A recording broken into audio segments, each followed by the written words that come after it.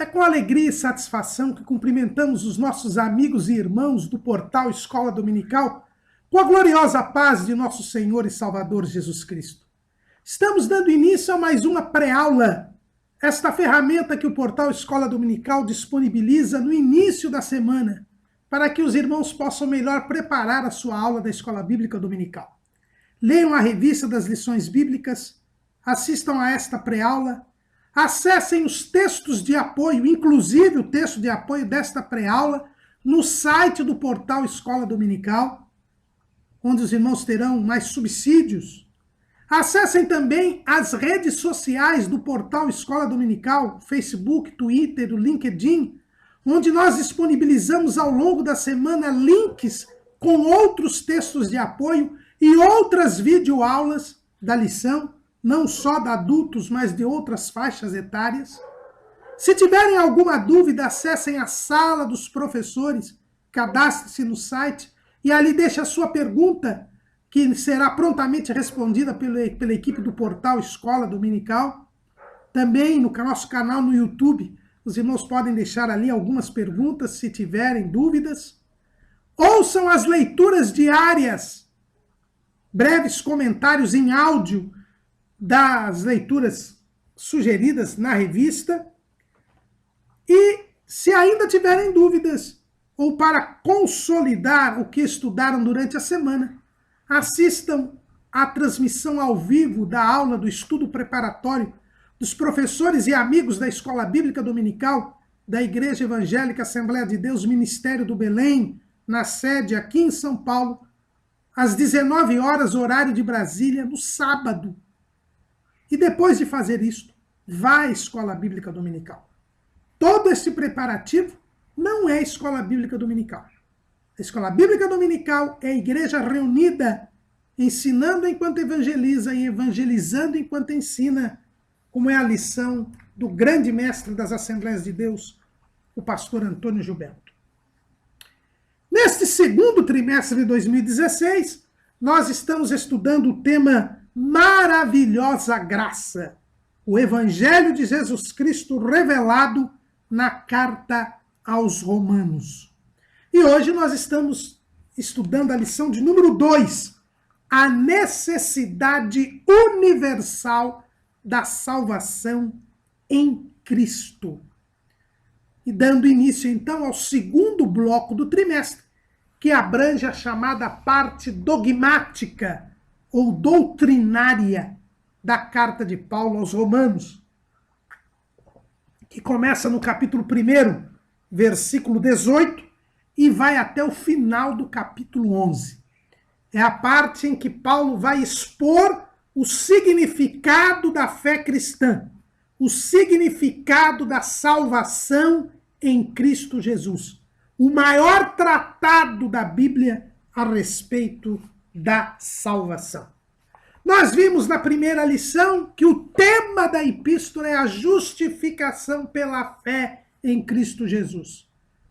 É a salvação pela fé em Cristo. Mas para falar da salvação, o apóstolo Paulo precisa antes falar do pecado. Porque o que é a salvação? A salvação é o resgate, é a redenção, é o livramento do homem. Livramento do quê? Do estado de pecado em que ele se encontra. O primeiro casal desobedeceu a Deus, pecou, e o pecado separou o homem de Deus. É o que nós lemos lá em Isaías, capítulo 59, versículo 2.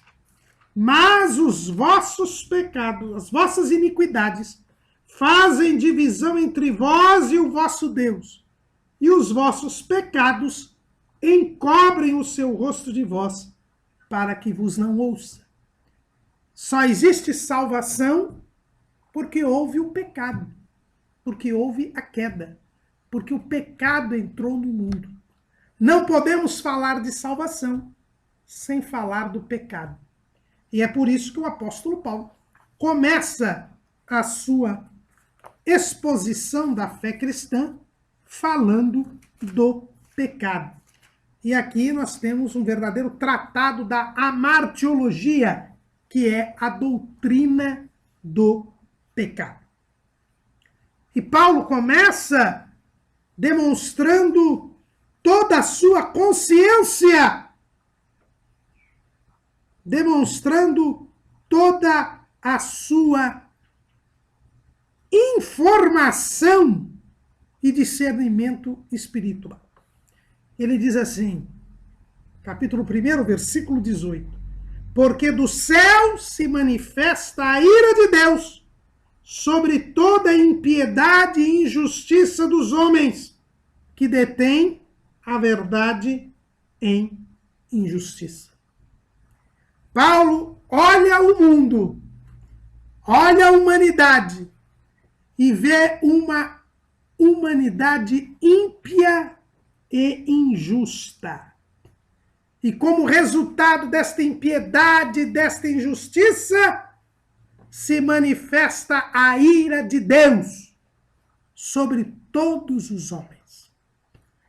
Irmãos, por haver divisão entre Deus e os homens por causa do pecado, porque os homens estão no pecado, eles estão debaixo da ira de Deus, porque Deus é santo e não tolera, não admite o pecado.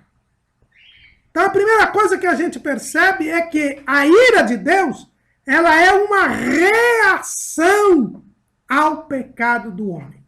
Muitas pessoas não entendem por que Deus castiga, por que Deus condenará os homens impenitentes. E dizem, não, se Deus é bom, todos serão salvos. Se Deus é bom, ninguém vai para o inferno.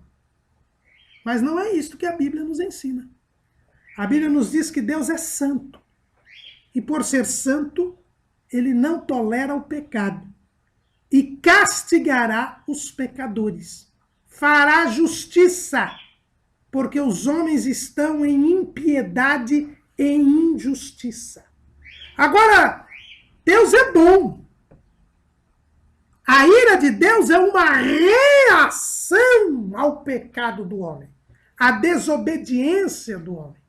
Deus não pune, Deus não castiga, Deus não faz justiça por sua iniciativa, porque ele é bom e a sua benignidade dura para sempre.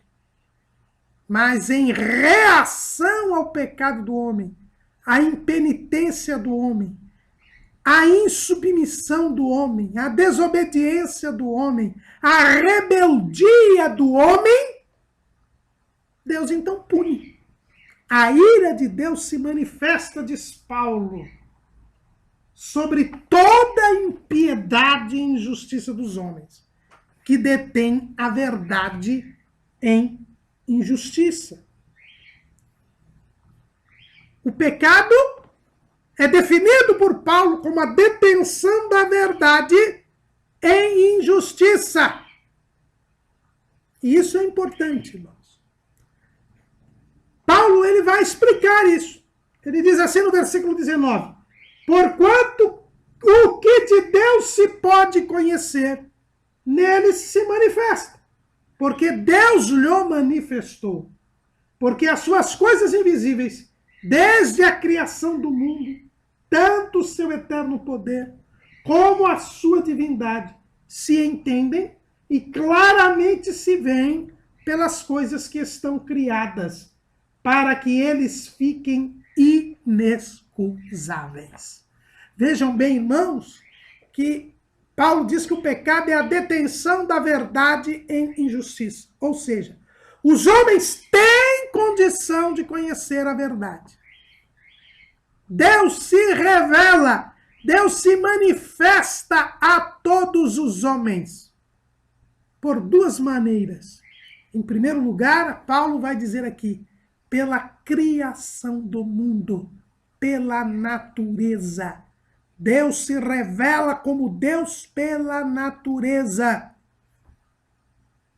E no capítulo 2 de Romanos, no versículo 15, Deus mostra também que se revela pela consciência, os quais mostram a obra da lei escrita em seus corações, testificando juntamente a sua consciência e os seus pensamentos, quer acusando-os, quer defendendo-os. Nós vemos aqui claramente que Deus se revela ao homem pela criação e se revela ao homem pela consciência, que é esta voz interna de Deus em nosso espírito. O filósofo alemão Immanuel Kant, que viveu no século XVIII, ele chega a essa mesma constatação da Bíblia. Ele diz que duas coisas o intrigavam. Quando ele viu o céu estrelado, ele se perguntava, quem fez todas estas coisas? E quando ele fazia algo errado e a consciência o acusava, ele se perguntava, quem colocou esta voz em mim que me diz o que é o certo e o que é o errado? Não há ser humano que possa se apresentar diante de Deus com a desculpa de que nunca pôde saber que Deus existisse e que Deus era Deus. E Paulo diz aqui, eles não têm desculpa, porque a criação, a natureza e a consciência revelam Deus para todos os homens. Revelam que existe um Criador e que este Criador é o Ser Supremo a quem nós devemos nos submeter. Eles detêm a verdade, mas, infelizmente, por causa do pecado, o ser humano detém a verdade em injustiça. Porque, primeiro, ele se recusa a reconhecer a soberania deste Criador que lhe é revelado. Ele se recusa a glorificar a Deus. É o que Paulo diz na sequência, em Romanos 1:20. 1:21. Porque tendo conhecido a Deus, não o glorificaram como Deus, nem lhe deram graças. Antes, em seus discursos se desvaneceram e o seu coração insensato se obscureceu. Dizendo-se sábios, tornaram-se loucos. O que é o pecado, diz Paulo? É a recusa a se submeter a Deus, a reconhecer que Deus é o Ser Supremo, o Criador de todas as coisas, o parâmetro do certo e do errado. Mas o homem quer criar uma vida independente de Deus. Crê na mentira satânica que foi proferida ao primeiro casal. Lá em Gênesis capítulo 3, versículo 5, versículos 4 e 5, o diabo enganou o homem e continua enganando até hoje. Então a serpente disse à mulher, certamente não morrereis, porque Deus sabe que no dia em que dele comerdes, se abrirão os vossos olhos e sereis como Deus, sabendo o bem e o mal.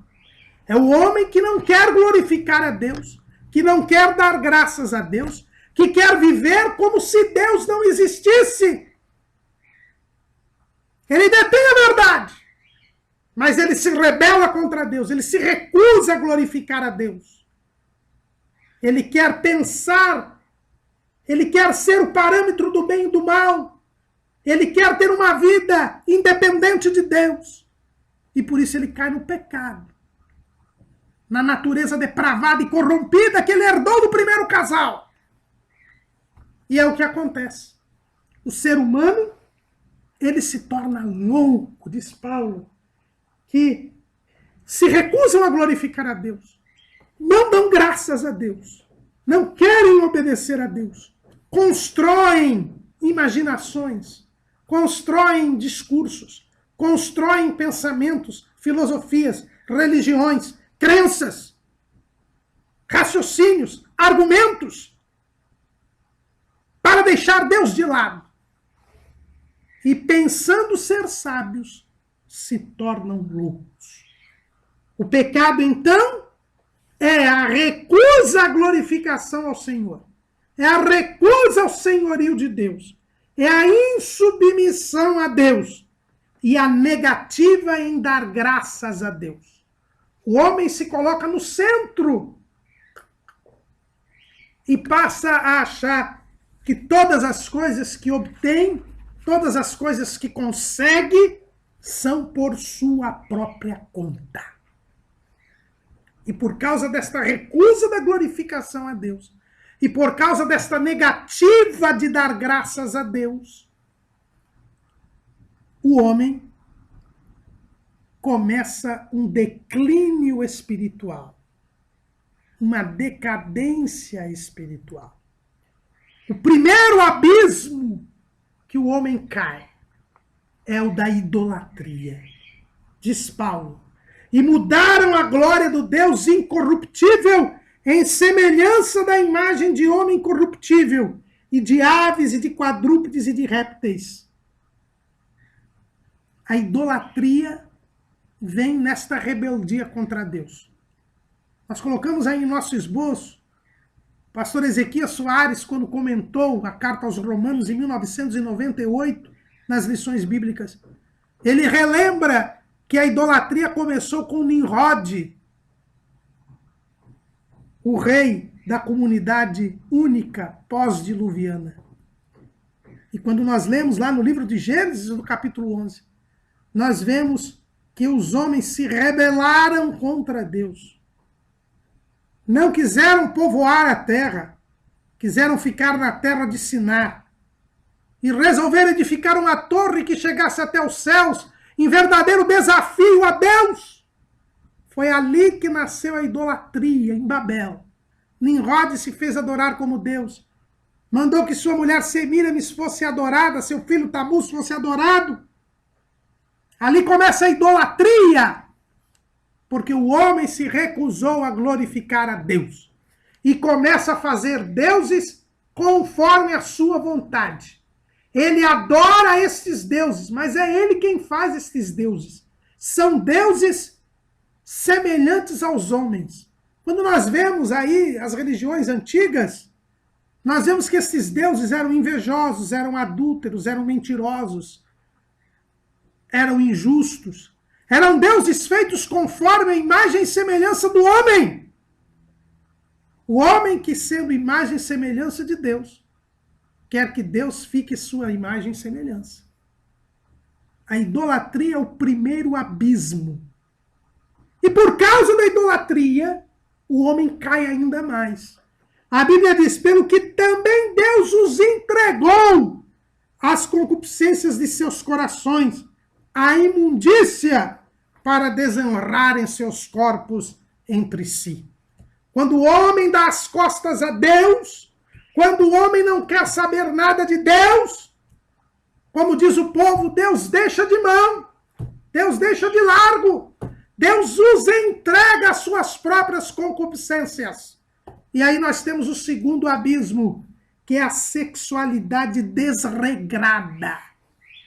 Irmãos, o sexo é divino, foi criado por Deus. Deus fez o homem macho e fêmea. O sexo é a forma pela qual o homem se reproduz e cumpre o mandamento divino de encher a terra. É algo que foi criado por Deus. Mas quando o homem se recusa a glorificar a Deus, o sexo passa a ser motivo de desonra dos corpos. A sexualidade desregrada avilta a dignidade do homem. O homem se transforma em um objeto. Os desejos carnais descontrolados, as concupiscências, aviltam a dignidade do homem. O homem se torna pior do que um animal irracional.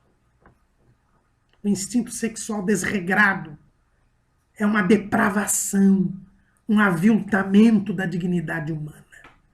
E é o que nós temos visto hoje. A imoralidade sexual crescente, reduzindo o homem a uma condição de mero objeto, a um monte de carne que não tem dignidade, que não tem qualquer valor. Tanto assim é, irmãos, que há pessoas tão pervertidas sexualmente, que para elas é a mesma coisa manter relação sexual com outro ser humano ou com uma boneca de borracha. É algo aviltante. As pessoas se reduzem a coisas imundas. É o segundo degrau da decadência espiritual. E nessa sexualidade desregrada, diz Paulo, pois mudaram a verdade de Deus em mentira, e honraram e serviram mais a criatura do que o Criador, que é bendito eternamente. Amém. Pelo que Deus os abandonou às paixões infames, porque até as suas mulheres mudaram o uso natural, no contrário à natureza, e semelhantemente também os varões, deixando o uso natural da mulher, se inflamaram em sua sensualidade uns para com os outros, varão com varão, cometendo torpeza e recebendo em si mesmos a recompensa que convinha ao seu erro. Neste segundo degrau de decadência, neste segundo abismo da sexualidade desregrada, nós encontramos o apogeu do aviltamento sexual, que é o apogeu da rebeldia contra Deus, que é o homossexualismo voluntário. Esse trecho da Carta aos Romanos. O mundo hoje em dia, na sua imoralidade terrível, quer proibir que preguemos este texto. Já há países em que se pregar esse texto, a pessoa é presa por homofobia. Mas é a verdade do Evangelho. O homossexualismo voluntário é o maior ponto de rebeldia contra Deus. Quando a pessoa se insurge contra a própria criação. Porque Deus, quando nos cria homem e mulher. E as pessoas querem agora, nos seus discursos vãos, vazios, nas suas loucuras, querer ensinar as pessoas que eu é quem escolho se vou ser homem ou vou ser mulher. É a chamada ideologia de gênero. Que estão querendo que se ensine em nossas escolas. Que está sendo ensinada em nossas escolas. É a máxima rebeldia contra Deus. As pessoas não aceitam que é Deus que define o nosso sexo. Se somos homem ou mulher. E macho e fêmea os criou. É Deus quem nos faz homem ou mulher. Não somos nós que escolhemos se seremos homem ou mulher. É o máximo da rebeldia contra Deus. O homossexualismo tem crescido grandemente. Há uma apologia na mídia, no mundo, para que as pessoas sejam homossexuais. Os satanistas, Alex Crowley dizia, um dos grandes satanistas do século XX, que nós temos que superar esta questão de ser homem ou mulher para sermos livres com relação ao sexo. Isso é algo satânico. Tanto que os adoradores de Satanás defendem a bissexualidade, a homossexualidade. E já há gente que se diz crente, se diz cristã, se diz serva de Cristo, dizendo que Deus aceita a homossexualidade. Mas Paulo está aqui dizendo, irmãos, com todas as letras, por isso que querem rasgar esta página da Bíblia. Porque não há como fugir de que o homossexualismo voluntário é a máxima rebeldia contra Deus. É a rebelião contra Deus, a insubmissão contra a própria sexualidade que foi criada por Deus. É o máximo da rebeldia contra Deus. É o abandono de Deus a paixões infames. O homossexualismo voluntário é uma paixão infame. Como o sexo antinatural também é uma paixão infame. Veja que antes do homossexualismo, Paulo diz que os homens mudaram o uso natural da mulher. Isso está falando do sexo anal. A prática do sexo anal é o resultado de uma paixão infame. Quem é salvo não pratica sexo anal, porque isto é resultado da recusa da glorificação a Deus, da negativa das graças a Deus. É um abandono de Deus. Casais de cristãos, tomem cuidado. Se vocês praticarem o sexo anal, vocês estarão dizendo que foram abandonados por Deus nas paixões infames. Isso são os homens impenitentes. Isso não é coisa de homens salvos. Mas o pecado não traz males apenas na dimensão individual ou familiar, mas também na dimensão social.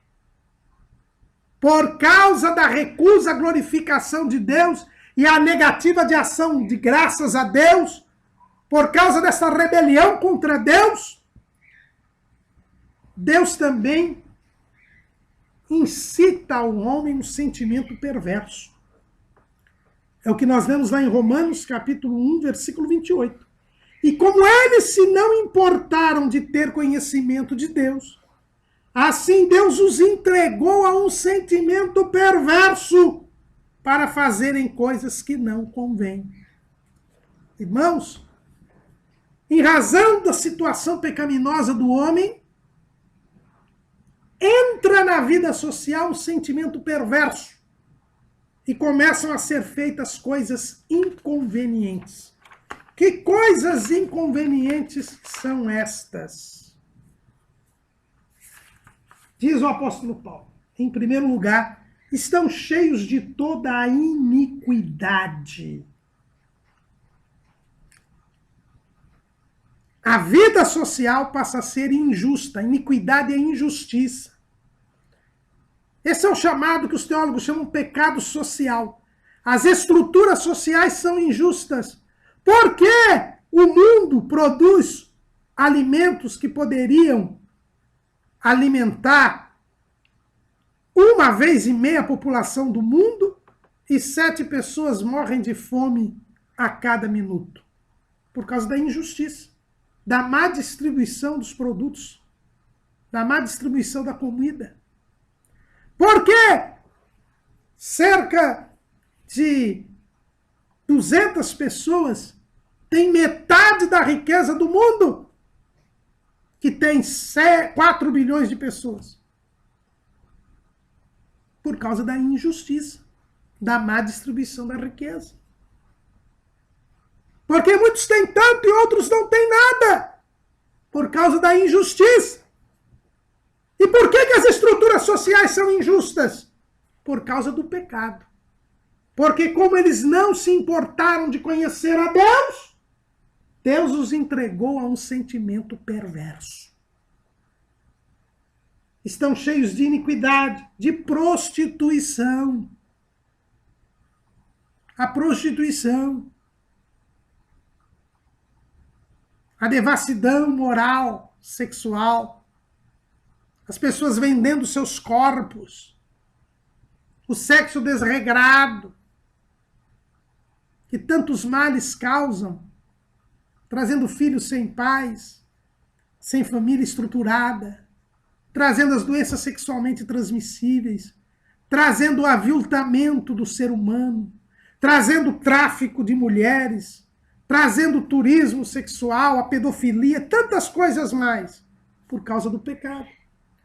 A malícia. O que é a malícia? É esta vontade de fazer mal. Esta vontade de fazer mal. Isso é a malícia, a malignidade. As pessoas ficam pensando em como prejudicar o próximo, ao invés de fazer o bem para ele.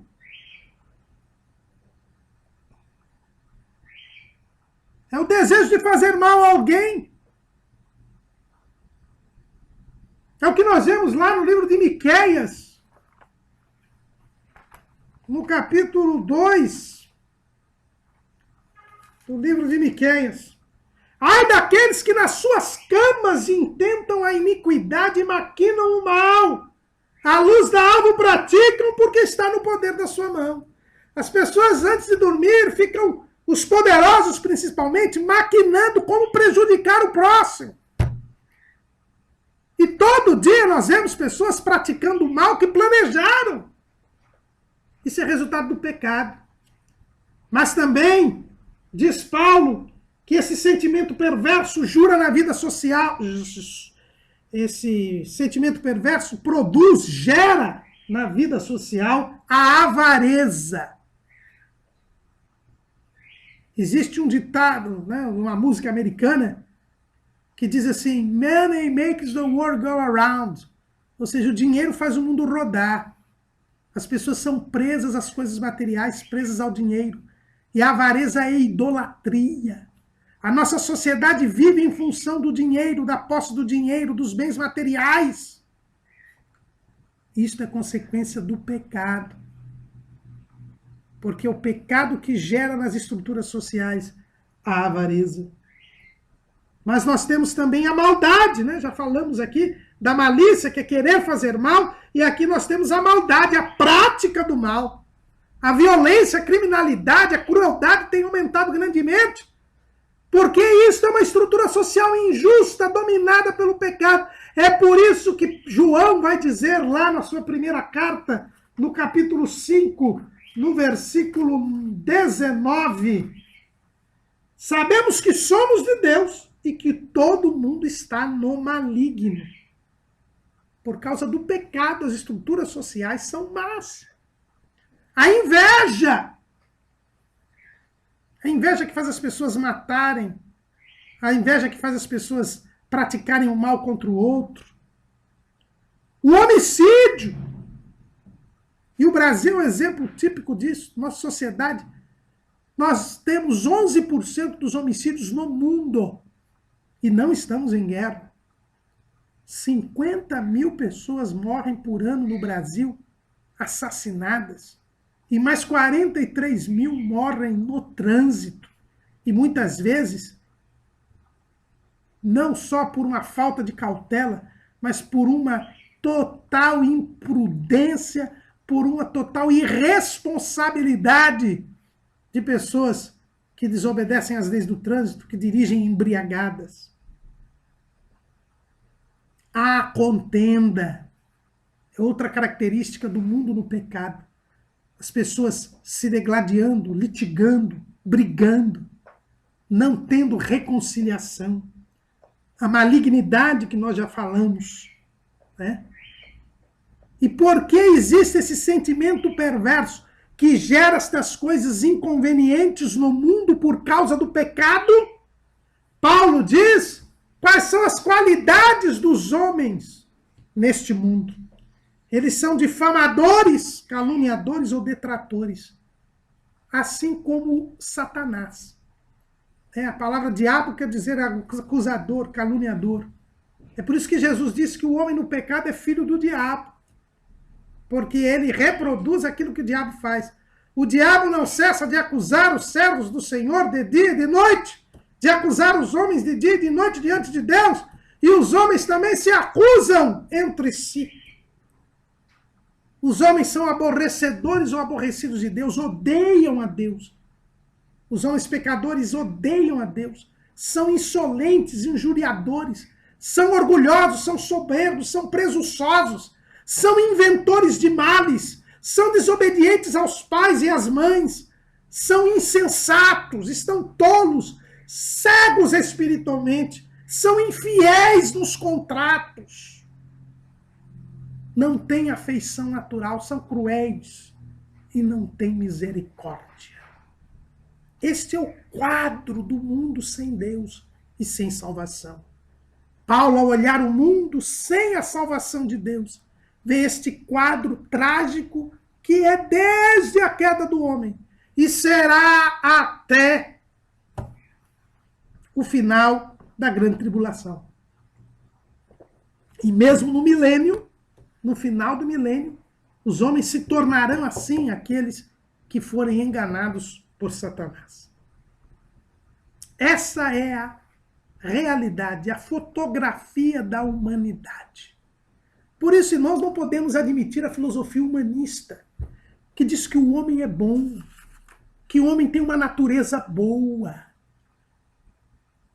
que o homem ele tem uma boa natureza. Não. Não é isto que a Bíblia nos ensina. A Bíblia nos mostra que o homem, por estar em pecado, ele é intrinsecamente mau. Ele tem uma natureza depravada por causa do pecado. Nós temos que entender isto, irmãos. O homem sem Deus está irremediavelmente condenado. A ira de Deus virá sobre ele, porque a sua natureza é má. Jesus disse isso lá no Sermão do Monte. Mateus capítulo 7, versículo 11. Se vós, pois, sendo maus, sabeis dar boas coisas aos vossos filhos, quanto mais vosso Pai que está nos céus dará bens aos que lhe o pedirem. O homem é mau.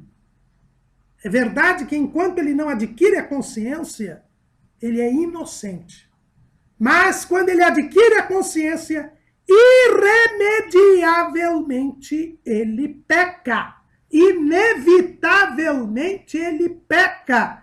O homem não tem condição de por si só escolher o bem e não o mal. O único que escolheu o bem e não o mal foi o Senhor Jesus.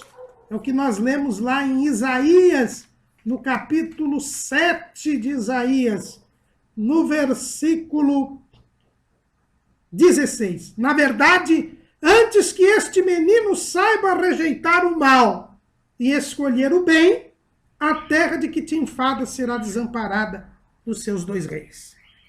Então, Jesus, por ter sido gerado por obra e graça do Espírito Santo, e é por isso que a Bíblia o chama de o segundo Adão. Adão também foi gerado por obra e graça do Espírito. Aliás, Adão foi gerado perfeito. Deus o criou. E o criou justo. E o criou reto. E o criou santo. É o que nós vemos lá no livro de Eclesiastes, no capítulo 7, no versículo 29. Vede isto, tão somente achei, que Deus fez ao homem reto, mas eles buscaram muitas invenções. Mas Adão foi criado com um livre-arbítrio, mas foi criado santo, bom. É o único homem que foi gerado bom. Mas ele podia escolher entre o bem e o mal, e escolheu o mal. E aí pecou. E seus descendentes foram criados conforme a sua imagem e a sua semelhança. É o que nós encontramos lá em Gênesis capítulo 5. Versículo 3. E Adão viveu 130 anos e gerou um filho à sua semelhança, conforme a sua imagem, e chamou o seu nome Sete. Sete foi um homem justo. Sete foi um homem que invocou o nome do Senhor, que gerou uma linhagem piedosa, mas ele tinha uma natureza decaída, depravada, porque ele foi gerado segundo a imagem e semelhança de Adão. Um Adão que já havia pecado, um Adão que já era escravo do pecado. Por isso que o homem precisa da salvação. E por isso que essa salvação tem que ter origem em Deus. E por isso que o único Salvador é Cristo. Aquele que foi gerado por obra e graça do Espírito Santo e que tinha a natureza boa, a natureza santa. E que pôde levar sobre si o pecado do mundo.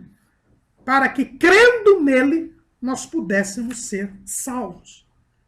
Mas quando o homem adquire a consciência, ele peca, inevitavelmente. Ao contrário de Jesus, que escolheu o bem e rejeitou o mal. O homem sempre escolhe o mal e rejeita o bem. E quando rejeita o bem, ele se torna difamador, caluniador ou detrator, aborrecedor ou aborrecido de Deus, injuriador ou insolente, soberbo, presunçoso, inventor de males, desobediente ao pai e à mãe, insensato, infiel nos contratos, sem afeição natural e sem misericórdia. E por causa disto, a ira de Deus sobre ele vem. E diz o apóstolo Paulo, os quais, conhecendo a justiça de Deus, que são dignos de morte os que tais coisas praticam, não somente as fazem, mas também consentem aos que as fazem. O homem no pecado, ele é digno de morte. Ele merece a morte. Porque, como o próprio Paulo vai escrever aqui em Romanos 6:23, o salário do pecado é a morte. E não só quem pratica, mas quem consente com aquilo que se pratica é digno de morte. É este quadro lamentável da humanidade que Paulo descreve, inspirado pelo Espírito Santo. Ele mostra aos crentes em Roma que todos os homens pecaram e destituídos foram da glória de Deus, como está escrito lá em Romanos 3:23. Mas quando Paulo fala a respeito deste quadro lamentável, os crentes judeus de Roma poderiam assinar embaixo e dizer, olha, esta é a situação dos gentios. Os gentios que se rebelaram lá em Babel, sob o comando de Nimrod, e que Deus os puniu com a confusão das línguas. Realmente estes gentios são rebeldes contra Deus, são imundos, são pecadores inveterados, e a ira de Deus está sobre eles. Mas os judeus, que eram aquele povo constituído por Deus depois da rebelião de Babel, quando Deus chama Abrão e dele faz uma grande nação e escolhe esta nação para ser a sua propriedade peculiar dentre todos os povos. Israel se sentia a propriedade peculiar de Deus, o povo escolhido de Deus, a quem Deus lhes deu a lei. Eles achavam que não eram imundos. Eles achavam que, por serem filhos de Abraão, eles já eram salvos. Eles eram diferentes dos gentios. Mas é isto que Paulo vai mostrar agora, a partir do capítulo 2. Ele se volta aos judeus. E vai mostrar aos judeus que, embora eles sejam o povo escolhido de Deus, embora houvesse o propósito divino para que eles fossem a nação sacerdotal e o reino santo, eles também estavam perdidos. Paulo aqui retoma a pregação de João Batista. João Batista foi levantado para preparar o caminho do Senhor, exatamente para que Israel entendesse que ele precisava também de ser salvo. Que o fato deles serem filhos de Abraão, segundo a carne, não lhes dava salvação. É o que nós lemos muito bem na pregação de João Batista, lá em Mateus capítulo 3. No versículo 7. E vendo ele, João Batista, muitos dos fariseus e dos saduceus que vinham ao seu batismo, dizia-lhes, raça de víboras, quem vos ensinou a fugir da ira futura? Produzi, pois, frutos dignos de arrependimento, e não presumais de vós mesmos, dizendo, temos por pai a Abraão, porque eu vos digo que mesmo destas pedras Deus pode suscitar filhos a Abraão. João Batista confrontou os judeus, dizendo que eles também precisavam se arrepender, porque eles também eram pecadores, embora fossem do povo escolhido de Deus. A salvação não vinha por biologia, por filiação, por descendência, por genealogia. Eles precisavam, assim como Abraão, crer em Deus e não ser presunçosos. E nós vimos aqui que uma das características do homem no pecado é a sua presunção. Os judeus, eles eram presunçosos. Eles achavam que estavam salvos só por serem filhos de Abraão. E, irmãos, não sabiam que há crentes hoje em dia que acham que os judeus estão salvos só porque são judeus? E que por isso nós devemos defender Israel, defender o povo judeu, porque eles já estão salvos? Nós devemos defender Israel, devemos defender o povo judeu, porque é o povo escolhido de Deus, mas devemos pregar-lhes o evangelho, porque eles também precisam ser salvos. O fato de ser judeu não traz salvação a ninguém. João Batista diz: vocês dizem que tem por filho, por pai Abraão, mas eu lhes digo que se vocês não produzirem frutos dignos de arrependimento, vocês são uma raça de víboras. Ou seja, vocês estão perdidos. Vocês são filhos do diabo. Víbora é serpente. E a serpente é o diabo. E quando João Batista diz, olha, vocês são uma raça de víboras, está dizendo, vocês são uma nação pecadora, submissa ao pecado, que serve ao diabo. Vocês são filhos do diabo. Ah, meu Caramuru, João Batista disse isso? Disse, porque Jesus disse. E Jesus disse com todas as letras. Lá no Evangelho segundo escreveu João, capítulo 8, versículo 37. Bem sei que sois descendência de Abraão, contudo procurais matar-me, porque a minha palavra não entra em vós. Versículo 39. Responderam e disseram-lhe, nosso pai é Abraão. Jesus disse-lhes, se fosseis filhos de Abraão, faríeis as obras de Abraão. Mas agora procurais matar-me, a mim, homem que vos tem dito a verdade que de Deus tem ouvido. Abraão não fez isto. Vós fazeis as obras de vosso pai.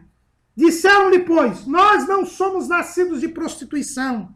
Temos um pai que é Deus. Disse-lhes, pois, Jesus, se Deus fosse o vosso pai, certamente me amaríeis, pois que eu saí e vim de Deus. Não vim de mim mesmo, mas ele me enviou. Porque não entendeis a minha linguagem, por não poderdes ouvir a minha palavra. Vós tendes por pai ao diabo, e quereis satisfazer os desejos de vosso pai. Ele foi homicida desde o princípio, e não se firmou na verdade, porque não há verdade nele. Quando ele profere mentira, fala do que lhe é próprio, porque é mentiroso e pai da mentira. Jesus falou com todas as letras que os judeus eram filhos do diabo, porque eles não recebiam a palavra de Cristo, porque eles rejeitaram o evangelho, porque eles rejeitaram a Deus na pessoa de Jesus Cristo. Estavam na mesma condição dos gentios. Eram pecadores. E é isso que Paulo vai dizer aqui no capítulo 2 de Romanos. Portanto, és inexcusável quando julgas ao homem, quem quer que sejas, porque te condenas a ti mesmo naquele em que julgas a outro. Pois tu que julgas, fazes o mesmo. E bem sabemos que o juízo de Deus é segundo a verdade sobre os que tais coisas fazem.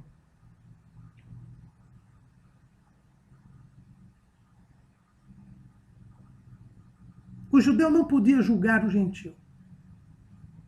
E não podia julgar o gentio, porque ele também praticava as mesmas coisas que os gentios praticavam. Porque eles tinham rejeitado a palavra de Deus. A lei lhes fora revelada, mas eles não cumpriam a lei. Israel era um povo incrédulo, assim como os gentios. A própria entrega da lei a Israel era resultado da incredulidade. Quando o povo de Israel foi liberto do Egito, Deus os submeteu a 7 provas de fé, até que eles chegassem ao Monte Sinai. E eles foram reprovados em todas as provas de fé.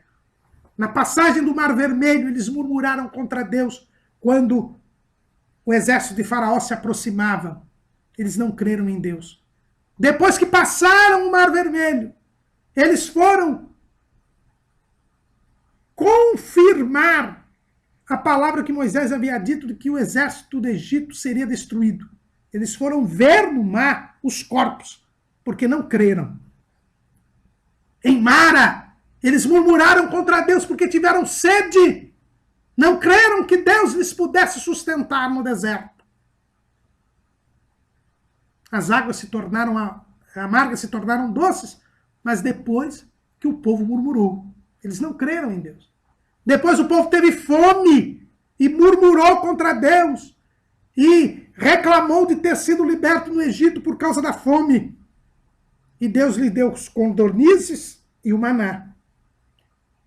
Mas quando Deus lhes deu o maná, disse que eles deveriam apanhar o maná diariamente e só pegar a porção do dia. Mas o povo não creu, guardou o maná para o dia seguinte e o maná apodreceu.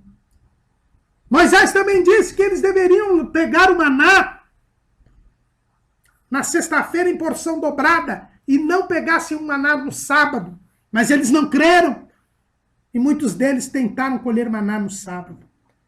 E mais uma vez, em Massá e Meribá, eles tiveram sede e tentaram a Deus e desafiaram a Deus. E Deus lhes deu a água da rocha lá do Monte Sinai. Mas quando eles chegaram ao Sinai, destas 7 provas de fé, eles haviam sido reprovados. E para terminar ainda, quando Deus disse que quando se manifestasse no Monte Sinai e eles ouvissem um longo sonido da buzina, eles deveriam subir ao monte para ali selar o pacto com Deus.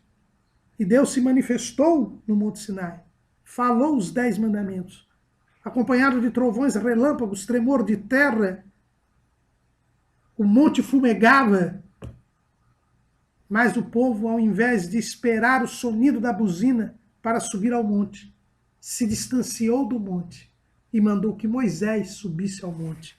E Deus então entregou a lei a Moisés em tábuas de pedra. Depois, quando Moisés retorna com a lei, ele traz a promulgação da lei, depois ele volta ao monte com 70 anciãos, e mais Nadab e Abiú, e Arão, e ali tem uma refeição sagrada, e os 70 descem do monte, Moisés fica ali e recebe a tábua, a lei em 2 tábuas de pedra.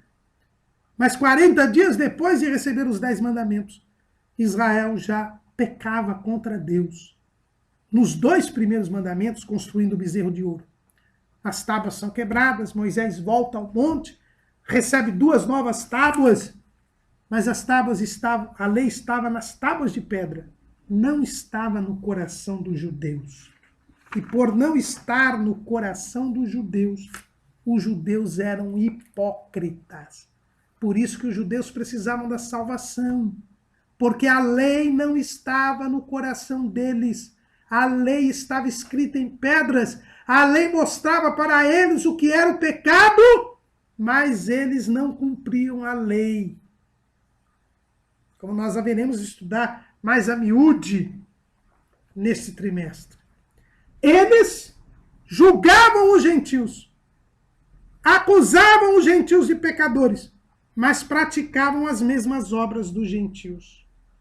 E tu, homem, que julgas os que fazem tais coisas, cuidas que fazendo-as tu escaparás ao juízo de Deus? Ou despreza as tuas riquezas da sua benignidade, paciência e longanimidade, ignorando que a benignidade de Deus te leva ao arrependimento? Mas segundo a tua dureza e teu coração impenitente, entesouras ira para ti no dia da ira e da manifestação do juízo de Deus, o qual recompensará cada um segundo as suas obras. A saber, a vida eterna aos que com perseverança em fazer bem procuram glória e honra e incorrupção, mas a indignação e a ira aos que são contenciosos e desobedientes à verdade e obedientes à iniquidade. No versículo 17, Paulo diz: eis que tu que tens por sobrenome judeu e repousas na lei e te glorias em Deus, e sabes a sua vontade e aprovas as coisas excelentes, sendo instruído por lei, e confias que és guia dos cegos, luz dos que estão em trevas, instruidor dos nécios, mestre de crianças, que tens a forma da ciência e da verdade na lei, tu, pois, que ensinas a outro, não te ensinas a ti mesmo? Tu que pregas que não se deve furtar, furtas? Tu que dizes que não se deve adulterar, adulteras? Tu que abominas os ídolos, cometes sacrilégio? Tu que te glorias na lei, desonras a Deus pela transgressão da lei? Porque, como está escrito, o nome de Deus é blasfemado entre os gentios por causa de vós. Os judeus não cumpriam a lei, tinham recebido a lei, tinham conhecimento da lei, mas não basta ter conhecimento intelectual da lei, não basta ensinar a palavra de Deus, é preciso praticá-la. E os judeus não a praticaram. Os judeus não cumpriam a lei, tanto que rejeitaram a Jesus. Nós lemos aqui, Jesus diz que eles eram filhos do diabo, porque eles não receberam a sua palavra. E ele é a palavra de Deus, ele é o cumprimento da lei. E quando os céus não o receberam, o rejeitaram, mostraram que eram tão pecadores quanto os gentios. Israel pecou, não cumpriu a lei, sabia qual era a vontade da lei, a vontade de Deus, porque a vontade de Deus estava na lei. A lei é santa, pura. É o próprio Paulo quem diz isso, lá em Romanos capítulo 7, versículo 12. E assim a lei é santa e o mandamento santo, justo e bom. Mas quem não era santo, nem justo, nem bom eram os judeus. Não era a lei. Eles não cumpriram a lei. Por isso eles não eram melhores do que os gentios. Eles praticavam o pecado, eles também estavam sob o domínio do pecado. Tinham conhecimento do que era pecado pela lei. Mas praticavam as coisas do pecado, as mesmas coisas dos gentios. Havia uma hipocrisia. Irmãos, cuidado. O que acontece com os judeus, acontece com muitos que se dizem cristãos, que dizem que são crentes, que dizem que pertencem ao povo de Deus, que pregam a palavra de Deus, que ensinam a palavra de Deus, que são doutores em divindade, são teólogos, mas não praticam a palavra de Deus. São hipócritas religiosos. Sobre eles virá a ira de Deus. Eles estão blasfemando do nome do Senhor. Só há uma solução para o homem, é o arrependimento, que é propiciado pela benignidade de Deus. Por isso nós não podemos julgar o outro. Não podemos julgar o outro. Não podemos nos achar melhores do que o outro. Porque as riquezas da benignidade, da paciência e da longanimidade de Deus estão disponíveis a todos os homens. Não é uma peculiaridade, uma propriedade de uma denominação, de um grupo religioso. Deus quer salvar a todos os homens. E a salvação só é possível porque Deus quer salvar.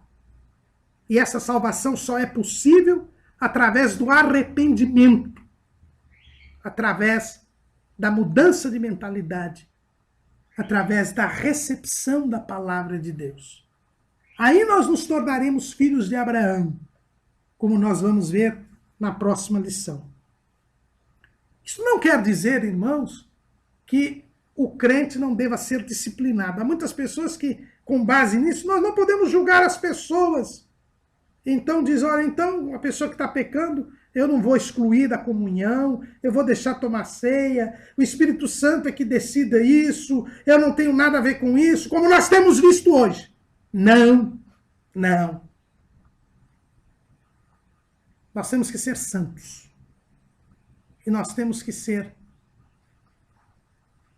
divisores do que é certo e do que é errado. A benignidade de Deus leva ao arrependimento.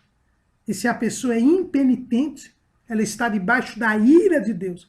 E se está debaixo da ira de Deus, ela não pode participar do corpo de Cristo. Ela não pode pertencer à igreja. O evangelista, ou Jesus, aí há uma discussão, lá no capítulo 3 do Evangelho segundo escreveu João, ele é bem claro a esse respeito. Aquele que crê no Filho tem a vida eterna, mas aquele que não crê no Filho não verá a vida, mas a ira de Deus sobre ele permanece. Então, se nós podemos conhecer as pessoas pelos seus frutos, este julgamento quer dizer a autojustificação. Eu não posso julgar os outros com base em mim, achando que eu sou o santo, que eu sou o bom, que eu sou o filho de Deus, e, portanto, eu posso julgar os outros. Não. Mas, pelos seus frutos, nós conhecemos as pessoas. Nós devemos julgar as pessoas segundo a palavra de Deus. É o que Jesus nos ensina. Lá no Evangelho segundo escreveu João, no capítulo 7, ele diz o seguinte, que não julgueis segundo a aparência, mas julgai segundo a reta justiça. Então, Jesus não nos proíbe de julgar. Ele nos proíbe de julgar segundo a aparência. Segundo a aparência. E não segundo a reta justiça. O que é a reta justiça? É a palavra de Deus. Nós devemos julgar segundo a reta justiça, segundo a palavra de Deus. O que a palavra de Deus diz que é pecado, é pecado. Está lá em João, no capítulo 7, no versículo 24. Diz assim a palavra do Senhor: não julguei segundo a aparência, mas julgai segundo a reta justiça. É por isso que nós devemos disciplinar os irmãos cujos frutos demonstram que estão em pecado. Eles precisam ser disciplinados, punidos, para que possam entender que a benignidade de Deus lhes leva ao arrependimento.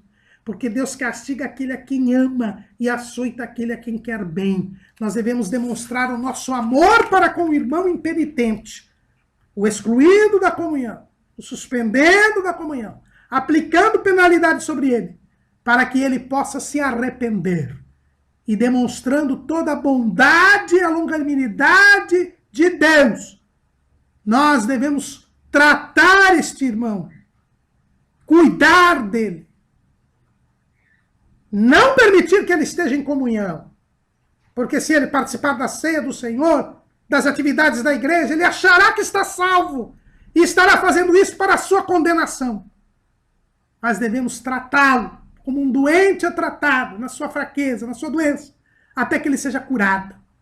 A disciplina é um remédio, porque a benignidade de Deus leva ao arrependimento. E aqui Paulo nos ensina algumas coisas importantes, irmãos, quando ele fala sobre esta questão do julgamento, da ira de Deus. Em primeiro lugar, que é mentira a doutrina do universalismo, que diz que todos os homens serão salvos ao final. Paulo ele é bem claro. Ele diz assim: segundo a tua dureza e teu coração impenitente, entesouras ira para ti no dia da ira e da manifestação do juízo de Deus. Ele dará a vida eterna aos que fizeram bem, procuraram a glória, a honra e a incorrupção, mas demonstrará sua indignação e sua ira aos que são contenciosos, desobedientes à verdade e obedientes à iniquidade. Só serão salvos aqueles que glorificarem a Deus nas suas vidas, aqueles que procurarem glorificar a Deus, honrar a Deus e se manter separados do pecado, na incorrupção. Agora, aqueles que forem desobedientes à palavra de Deus, desobedientes à verdade, que forem obedientes ao pecado e à injustiça, A esses está reservada a indignação e a ira. Então Deus não vai salvar todos no final. Segunda lição que Paulo nos dá é que a questão da salvação e da perdição não tem a ver com a bondade divina.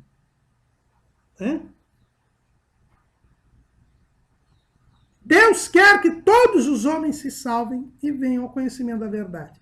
Agora, será salvo aquele que obedecer a Deus, aquele que se submeter a Deus, aquele que crer em Jesus. Esse será salvo. Quem não crer, está condenado.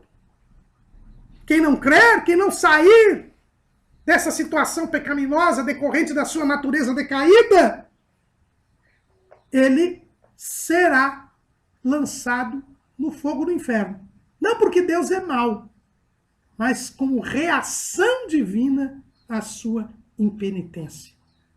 A ira de Deus se manifesta como retribuição e recompensa de acordo com as obras humanas. Paulo também nos ensina aqui que a morte eterna não é a aniquilação do ímpio, é a falsa doutrina do aniquilacionismo, ou seja, quem for impenitente simplesmente vai desaparecer, não vai existir mais. Não é isso que Paulo nos ensina. Lá em Romanos 2:8 diz: mas a indignação e a ira aos que são contenciosos e desobedientes à verdade e obedientes à iniquidade, tribulação e angústia sobre toda a alma do homem que obra o mal. Primeiramente do judeu e também do grego. O pecador impenitente, aquele que não se arrepende, sofrerá para sempre tribulação e angústia. Não vai deixar de existir. Haverá ali, nas trevas exteriores, o ranger de dentes, o tormento eterno. Tanto judeus e gentios, se forem impenitentes, serão condenados diante de Deus. Ele diz assim, tribulação e angústia, tanto para o judeu quanto para o grego, aqueles que forem desobedientes à verdade e obedientes à iniquidade. Quem julga é Deus, porque Deus é justo. Porque para com Deus não há acepção de pessoas.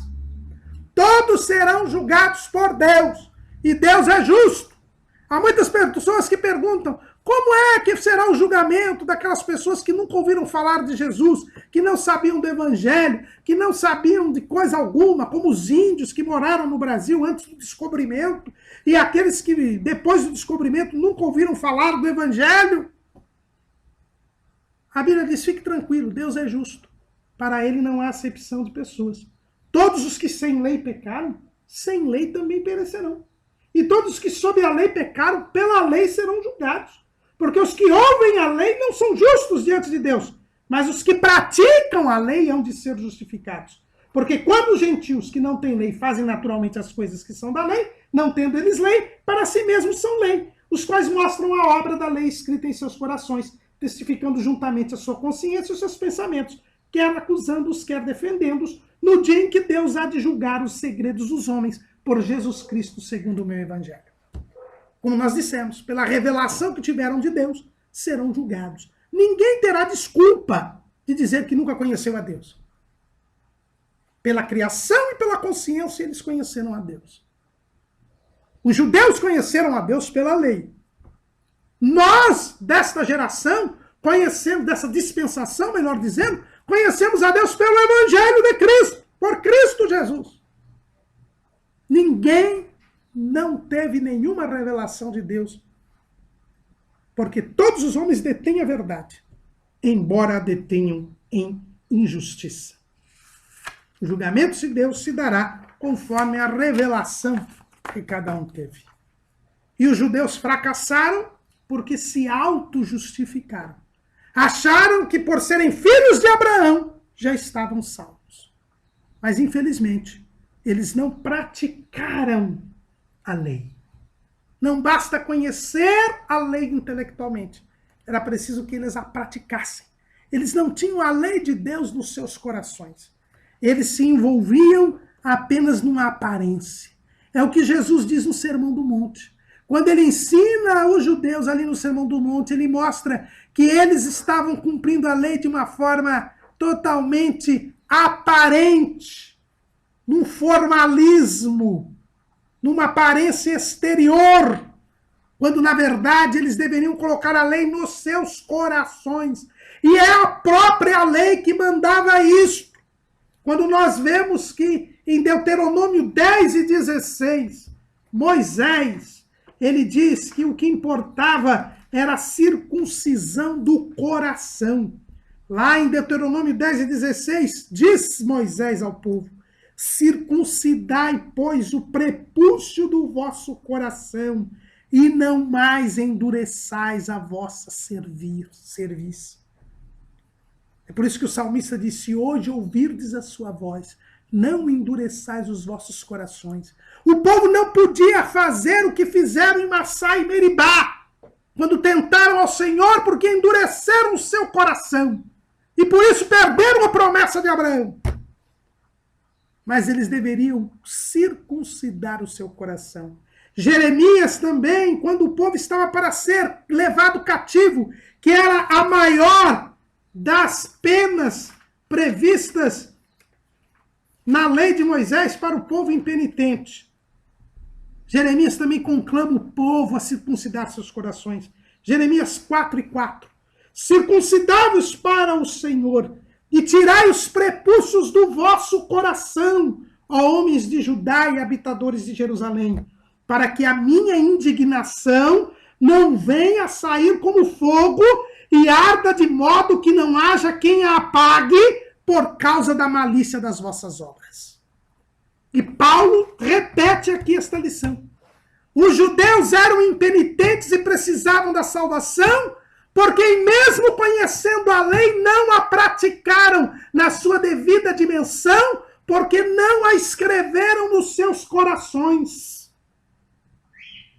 Porque, diz Paulo em Romanos 1:25, porque a circuncisão é, na verdade, proveitosa, se tu guardares a lei. Mas se tu és transgressor da lei, a tua circuncisão se torna em incircuncisão. Pois a incircuncisão guardar os preceitos da lei, porventura a incircuncisão será reputada como circuncisão? E a incircuncisão, que por natureza o é, se cumpre a lei, não te julgará porventura a ti, que pela letra e circuncisão és transgressor da lei?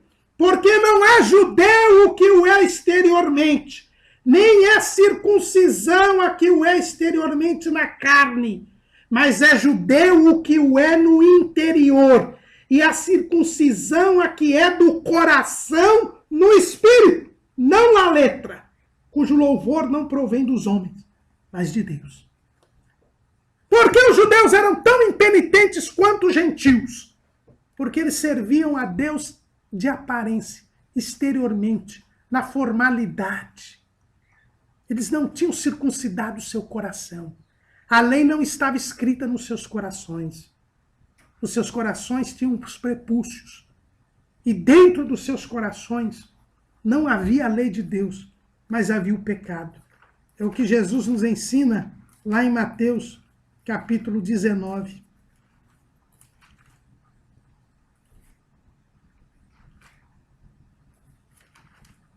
Aliás, capítulo 15, versículo 19. Porque do coração procedem os maus pensamentos, mortes, adultérios, prostituição, furtos, falsos testemunhos e blasfêmias. São estas coisas que contaminam o homem. Mas comer sem lavar as mãos, isso não contamina o homem. No coração do judeu não tinha a lei de Deus. No coração dos judeus tinha o pecado.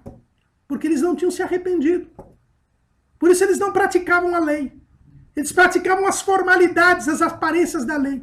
E começaram a interpretar a lei de maneira exterior, sem a sua verdadeira dimensão interna. E Jesus mostra isso muito bem no Sermão do Monte. Quando Jesus diz: não matarás, não quer dizer derramar o sangue inocente, tão somente, como diziam os judeus, mas quer dizer não odiar o seu irmão. Quando Jesus diz: não cometerás adultério, não era apenas manter a relação sexual com uma mulher casada, mas era cobiçar a mulher casada. Já havia o cometimento do adultério. Quando Jesus diz, não perjurarás, não blasfemarás o nome do Senhor teu Deus em vão, não jurarem falso, Jesus diz, quando vocês juram por qualquer outra coisa que não por Deus, e quando vocês não sustentam a sua palavra, vocês já estão blasfemando o nome de Deus, vocês já estão cometendo perjúrio. Jesus, no Sermão do Monte, mostrou como os judeus não estavam a praticar a lei. A conheciam, a estudavam, a ensinavam, mas não a praticavam. E isso, irmãos, não é apenas para o judeu, é para nós. Tiago, o irmão do Senhor, ele diz que nós temos de ser, corremos o risco de fazer a mesma coisa. Lá em Tiago, capítulo 1, versículo 22, Tiago diz, e sede cumpridores da palavra, e não somente ouvintes, enganando-vos com falsos discursos. Porque se alguém é ouvinte da palavra e não cumpridor, é semelhante ao varão que contempla ao espelho o seu rosto natural, porque se contempla a si mesmo e foi-se, e logo se esqueceu de que tal era. Era o que aconteceu com os judeus. Eles ouviam a palavra, conheciam a palavra, mas não praticavam a lei. E se esqueciam de quem eles eram. Eles se esqueciam que eles eram pecadores impenitentes, que precisavam se arrepender. E achavam que eram filhos de Abraão. E achavam que por serem circuncidados, tinham garantida a sua salvação. O judeu tinha um privilégio? Tinha. Era a propriedade peculiar dos povos. Haviam recebido a lei diretamente de Deus, mas desprezavam este privilégio, tendo um comportamento igual ao dos perdidos. E que comportamento era este? É o que nós vemos no capítulo 3 de Romanos. O judeu tinha uma vantagem, porque as palavras de Deus lhe foram confiadas. Mas desprezavam esse privilégio. E assim como os gentios, apresentavam um comportamento deplorável diante de Deus. Que comportamento era este? Em primeiro lugar, a sua garganta era um sepulcro aberto. Com as suas línguas tratam enganosamente. Peçonha de áspides está debaixo de seus lábios. Sua boca, que deveria glorificar a Deus, apenas trazia a morte.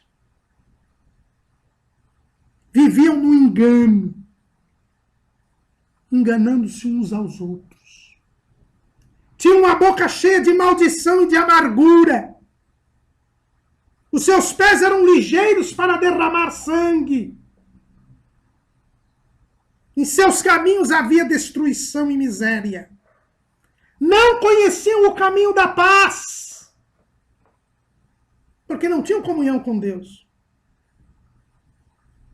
Não tinham temor de Deus diante dos seus olhos. Apesar de conhecerem a lei, praticavam coisas condenadas pela lei. E Paulo chega a uma triste conclusão. Nenhuma carne será justificada diante dele pelas obras da lei, porque pela lei vem o conhecimento do pecado, mas pela lei não vinha a salvação. Eles conheciam o pecado, mas não estavam salvos do pecado, não estavam libertos do pecado. Tanto judeus como gentios estavam mergulhados no pecado, escravizados pelo pecado. Como alcançar a salvação numa situação como esta? É o que Paulo passa a dissertar e o que veremos na nossa próxima aula. Amém.